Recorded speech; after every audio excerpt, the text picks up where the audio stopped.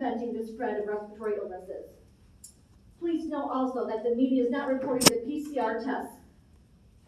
They are on a class 1 recall. Do you know why? Do you guys know why? Influenza. They can't determine between COVID and influenza. Those PCR tests are going to be recalled by December 2021. Thank you.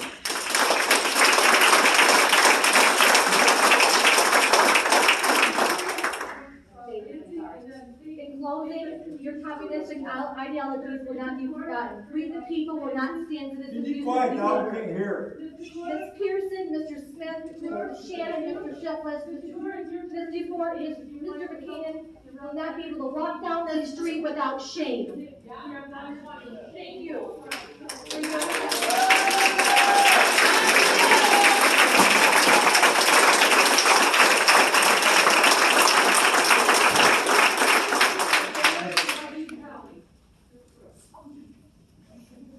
It's Cook.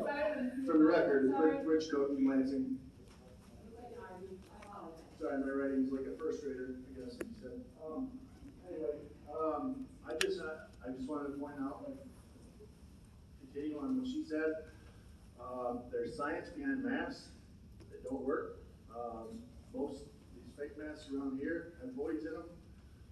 There's molecules like nuclei, they call it aerosol, that blows out. That's what people are getting sick from, supposedly. They are 1 micron. They flow through 50 to 80 to 500 microns through these masks. They're pointless. There's no barrier to them whatsoever.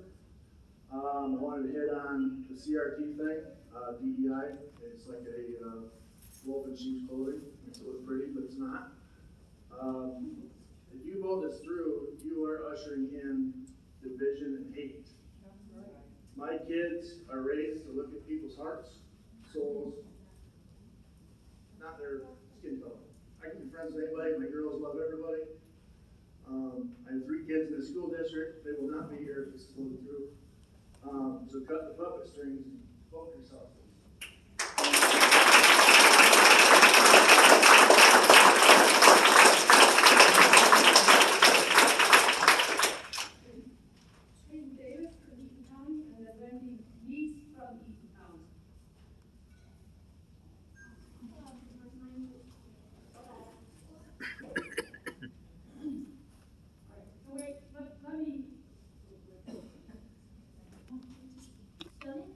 Students shouldn't have to wear a mask.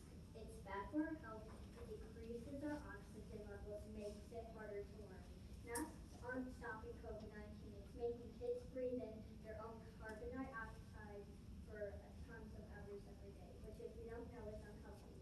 Kids have a 99.97% chance of not getting COVID. More kids die from the flu every year than have from COVID. Wearing masks makes kids lightheaded. Wearing masks from daycare at 7:30 to 5:30 after school. Raise your hand if you have worn a mask for 10 hours a day. Like I thought. Stop teaching critical race theory how all races are racist. My 3rd grade teacher taught my class how all races are racist, and I got videos of my class saying no violence, and she ignored all of us. This needs to be stopped.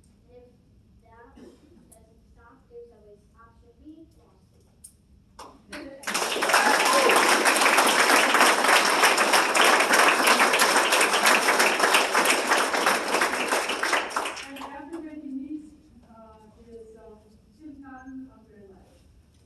Hello, my name is Wendy Meese. I have 3 children in Granite School District. Ladies and gentlemen, members of the board, I'm here tonight as a frustrated parent.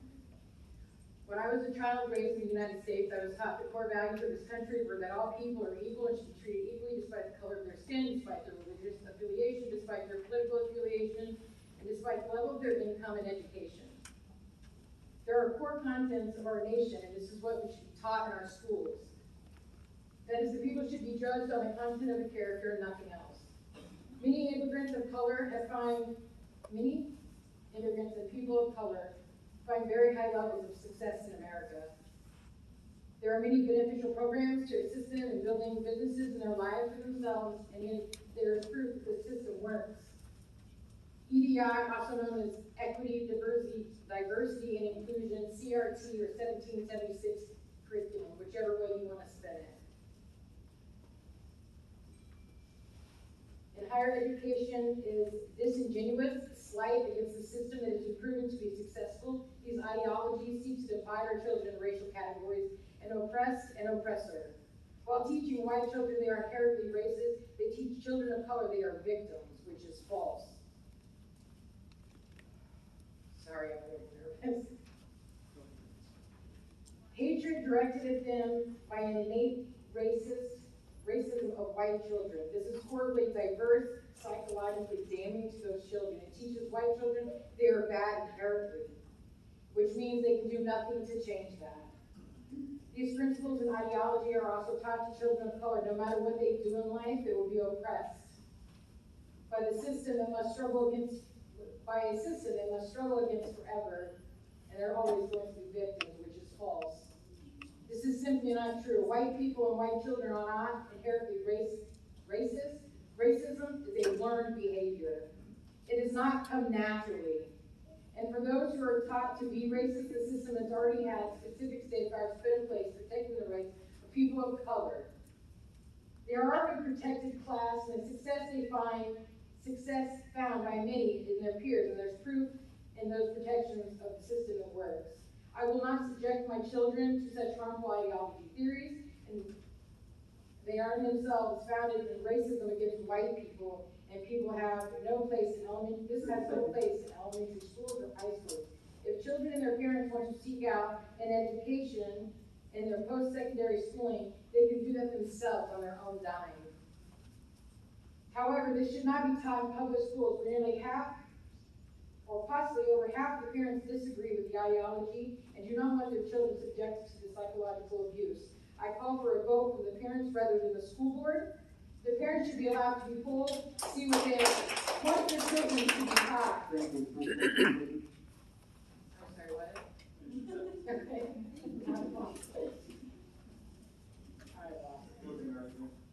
The parents should be told to see what they want to decide. We are the parents, our children are in your school. It should be our choice, not yours.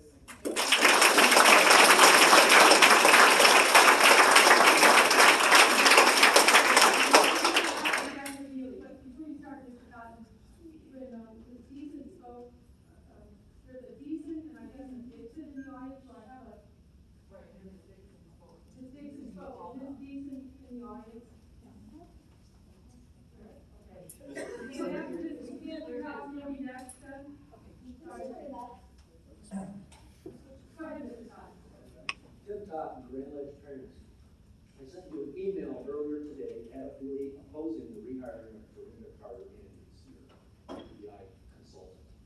I also see that EDI committee proposes an EDI administrative position here. Might add, all EDI or /DEI consultants are the same. What they say says nice, or what they say sounds nice, but what they really bring is a leftist ideology in the CRT framework that literally ties us into identities, race, gender, etc. Dorinda and her associates constantly harp on their need to conduct more research, data collection on our children. The critical theory science that EDIists rely on is based on atheistic Darwinian Marxist concepts that treat us and our children like animals, lab rats, and idiots that have no spirit, soul, or will. The psychological damage to our defenseless children and to staff as well will be extensive. But to EDI proponents, that's acceptable collateral damage because the ends justify the means.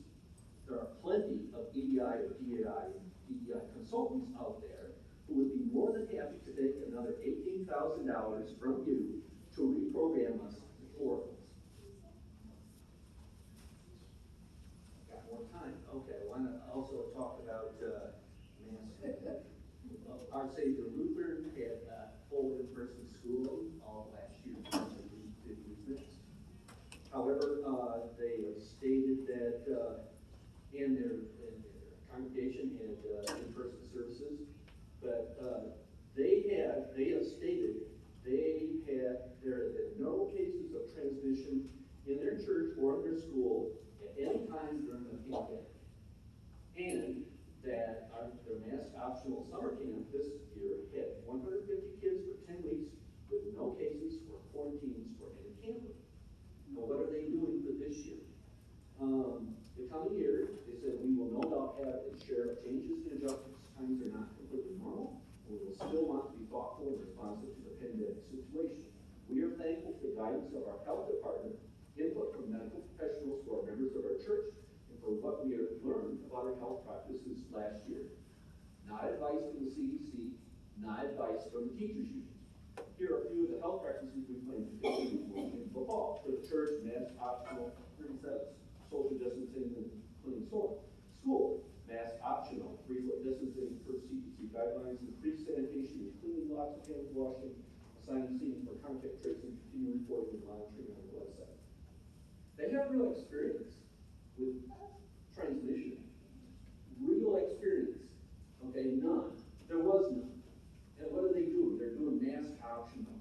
And people are flooding from here to there. Trying to get in there in the line just because and their final thing was, we seek to hold the wisdom not to worry. We claim the faith in God with facts, not fear. There's too much worry and fear in our society and a fragility that deserves the faith and confidence we have in the followers of Jesus. Okay, that's it.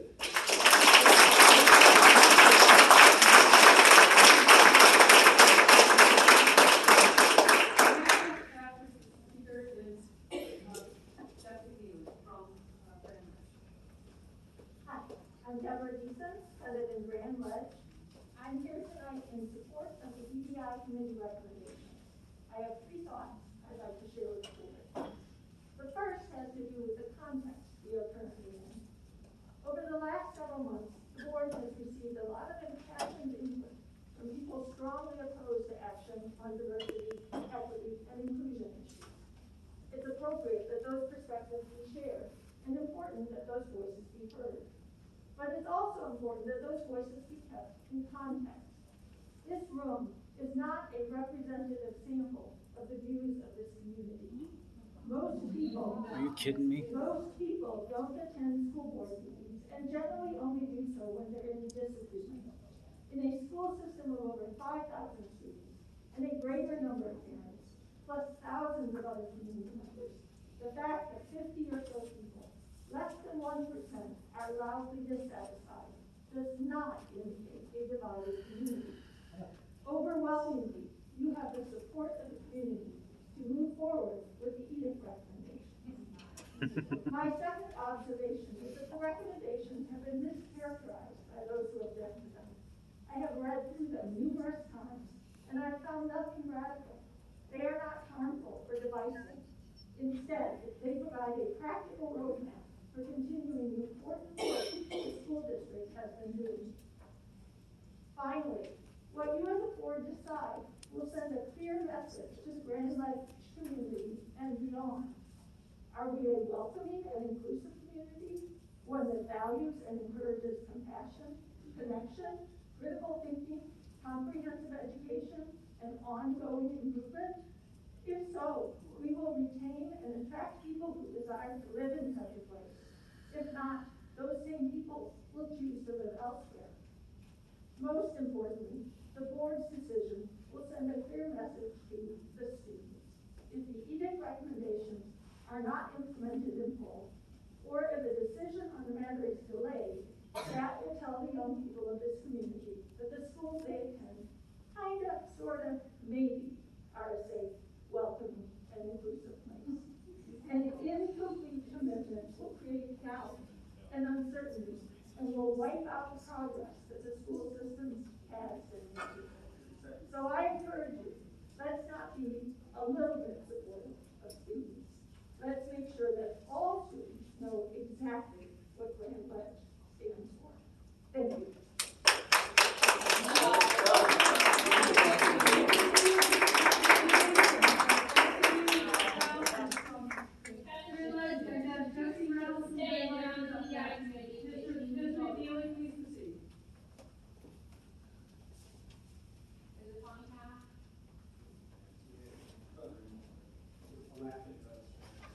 Gentlemen, you and Grand Ledge,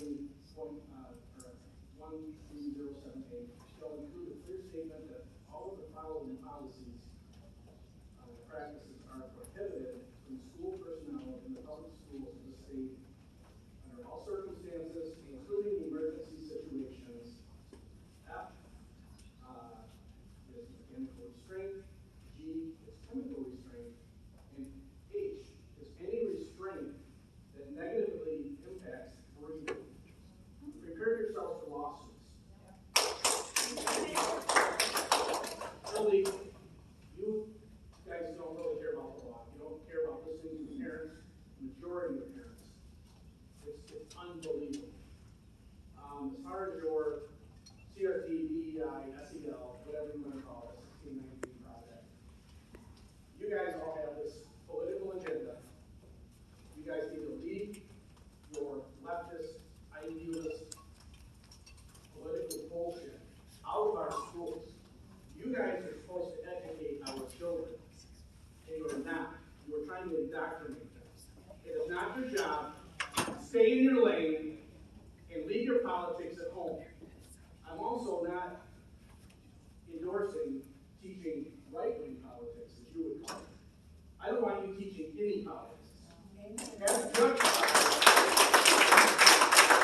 by your failure of our children, several of mine this past year, you guys pat yourselves on the back because you had over 1,000 kids in summer school. Well, if you would have done your damn job, you wouldn't have summer school. You wouldn't have any. You guys pat yourselves on the back thinking that because you had such a great enrollment in summer school, that you did a great job. That is absolutely not the case. It's because you failed. You failed. So you can take your CRT, you know what you can do with it. Shove it. You guys leave it out of the curriculum. Take your masks and leave them at home. You guys, I understand, some of you guys, look at some of you, I don't know, you don't go to the gym. If you went to the gym, you wouldn't be wearing your mask. Okay, don't make our kids do it. Thank you, Mr. McNally.